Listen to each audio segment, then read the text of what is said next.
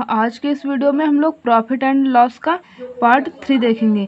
इससे पहले पार्ट 2 तक मैंने बना दिया है।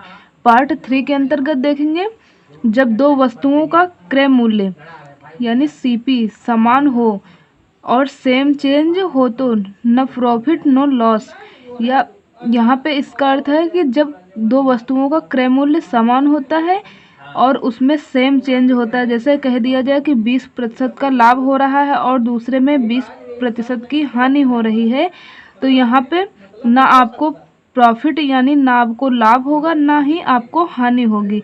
और दूसरा टाइप है जब दो वस्तुओं का सीएसपी सेलिंग प्राइस विक्रय मूल्य समान हो और सेम चेंज हो तो हमेशा लॉस होता है।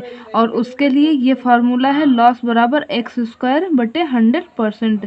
तो चलिए इस पर आधारित हम लोग कुछ क्वेश्चन सॉल्व करेंगे। देखते हैं क्वेश्चन नंबर फर्स्ट। एक व्यापारी ने दो प्रकार की वस्तु को प्रत्येक 500 रुपये की दर से खरीद कर उसमें एक पर 10% की हानि हुई और दूसरे वस्तु पर 10% का लाभ हुआ, तो उसे पूरे सौदे में कुल कितने प्रतिशत का लाभ या हानि हुई है।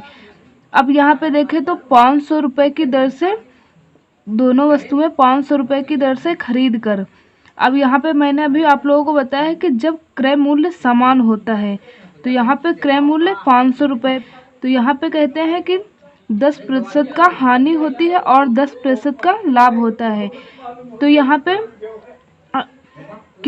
कुल कितने प्रतिशत का लाभ या हानि होगी, तो यहाँ पे ना ही आपको लाभ होगा और ना आपको हानि होगी। यहाँ पे मैं आप लोगों को पहले कॉन्सेप्ट बताती हूँ, तो आप लोग बिना सॉल्व करे आसानी से क्वेश्चन देख के ज्ञात कर लेंगे। तो चलिए यहाँ पे देखते हैं, जैसे 500 रुपये की दर से कोई वस्तु खरीद कर उसमें 10% की हानि हुई, तो यहाँ पे 10% की हानि हुई तो यहाँ 90/100 लिख देंगे। हम प्रतिशत को बटे में 100 लिखते हैं। यहाँ 0 से 0 कैंसिल कर देंगे, यहाँ 0 से 0 कैंसिल। अब यहाँ पे इसका मल्टीप्लाई कर लेंगे तो यहाँ पे हो जाएगा 450। अब यहाँ पे हम देखें 500 रुपये में दूसरी वस्तु पर 10% का लाभ हो रहा है, तो यहाँ पे देखें 500 रुपये में 10% का लाभ हो रहा है, तो 100 में हम जोड़ के यहाँ लिखेंगे 110/100। 0 से 0 कैंसिल कर देंगे। यहाँ पे इसका मल्टीप्लाई करेंगे 11×5 = 55। यहाँ पे 550 रुपये और यहाँ पे 450 रुपये। अब यदि यहाँ पे देखा जाए आपने कोई वस्तु 500 रुपये की खरीदी है और उसे 450 रुपये के बेच दिया, तो आपको 150 रुपये का हानि हुई। और यदि उसी वस्तु को आपने 550 रुपये के बेच रहे हैं तो आपको क्या हुआ, यहाँ पे 150 की हानि हुई जब 450 रुपये में आपने बेचा, और यहाँ पे जब 550 के बेचा तो 150 रुपये का लाभ हो रहा है। एक तरफ आपको 150 रुपये की हानि और एक ही तरफ आपको 150 रुपये का लाभ हो रहा है, तो आपको ना तो प्रॉफिट हुआ और ना ही लॉस हुआ। तो जब इस प्रकार से क्वेश्चन हो 500 रुपये की दर से कोई वस्तु खरीद कर, यानी जब दो वस्तुएं एक ही क्रय मूल्य पर खरीद कर और 2 बार बेची जाए लाभ या हानि पर, तो ना ही प्रॉफिट होगा और ना ही लॉस होगा। तो उम्मीद करता हूँ कि ये क्वेश्चन आप लोगों को समझ में आ गया होगा। देखते हैं नेक्स्ट क्वेश्चन नंबर 2। एक दुकानदार ने 2 प्रकार की वस्तु को प्रत्येक 10,000 की दर से बेची गई हैं। उनमें से एक वस्तु पर 20% की हानि और दूसरे पर 20% का लाभ हो रहा है, तो पूरे सौदे में प्रतिशत लाभ या हानि कितनी हुई है। यहाँ पे मैंने बताया कि जब एसपी मिस विक्रय मूल्य की दर से कोई दो वस्तुएं बेची जाती हैं तो आप क्या करेंगे, x² बटे 100%। इस फार्मूला से आप लोग आसानी से सॉल्व करेंगे। तो यहाँ पे देखते हैं 20% की हानि और 20% का लाभ, तो यहाँ पे आप 20² बटे 100, तो इसका मतलब हुआ 20 × 20। स्क्वायर का अर्थ होता है 2 बार गुणा, तो यहाँ पे 20 × 20 बटे 100। यहाँ पे कैंसिल कर देंगे, 20×5 = 100, 5 से काट देंगे, 5 चौको 20। तो यहाँ पे देखें प्रतिशत लाभ या हानि कितनी की हुई, तो यहाँ पे देखें तो 4%। इस फार्मूला से जब भी आप क्वेश्चन सॉल्व करेंगे तो आपको हमेशा हानि होगी, क्योंकि यहाँ पे मैंने सूत्र आप लोगों को बताया, लॉस बराबर एक्स स्क्वायर बटे 100%। लॉस में से हानि, आपको हमेशा हानि ज्ञात हो जाएगी। वो 4% की हानि हुई है। तो उम्मीद करती हूँ कि आप लोगों को ये दोनों टाइप के क्वेश्चन समझ में आ गए होंगे।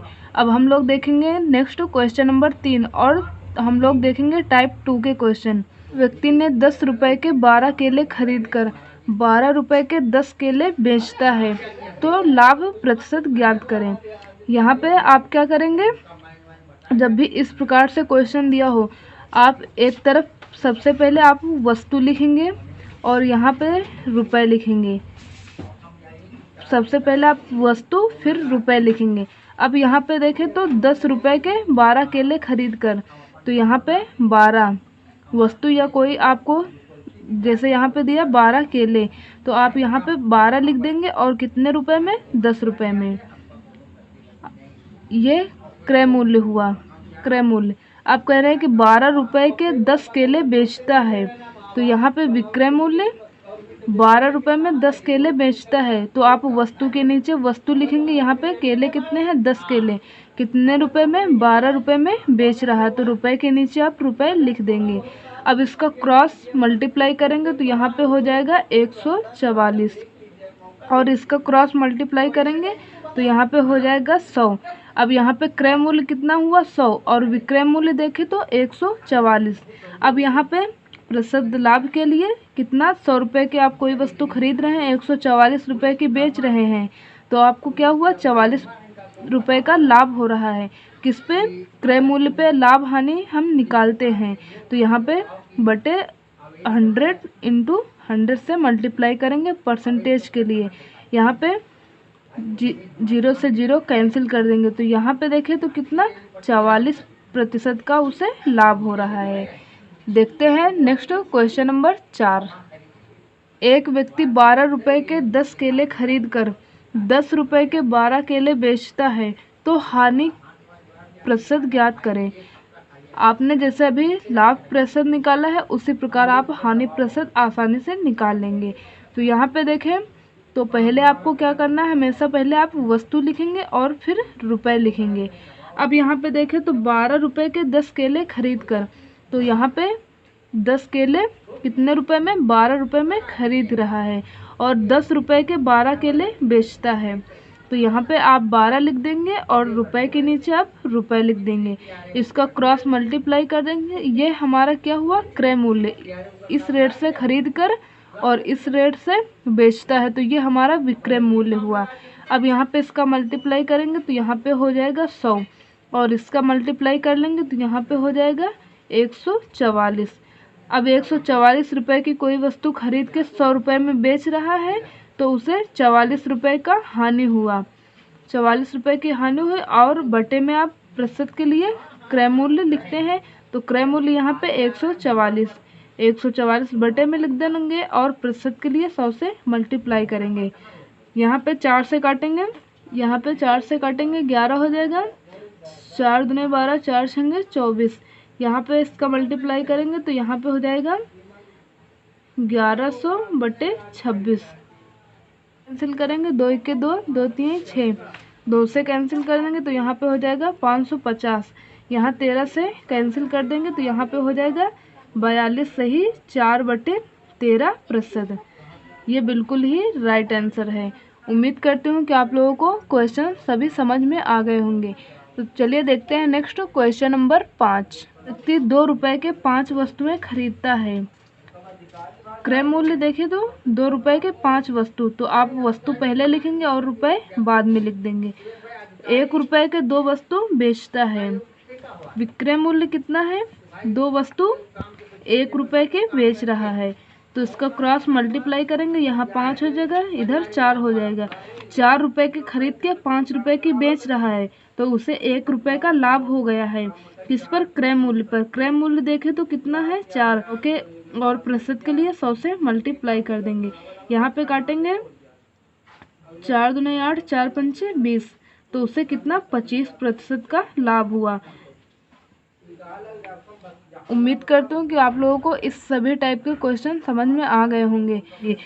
पार्ट 3 तक मैंने आप लोगों को छोटे छोटे क्वेश्चन बताए हैं ताकि आप आसानी से बड़े क्वेश्चन सॉल्व कर सकें। तो उम्मीद करती हूँ कि आप लोगों को समझ में आ गए होंगे। तो यदि आपको ये वीडियो मेरा अच्छा लगा है तो चैनल पे जो नए हैं चैनल को सब्सक्राइब करके साथ में लगे बेल आइकन को प्रेस कर लीजिए और वीडियो को ज़्यादा से ज़्यादा लाइक करिए और अपने दोस्तों के साथ शेयर करिए। मिलते हैं नेक्स्ट वीडियो में, तब तक के लिए जय हिंद जय भारत।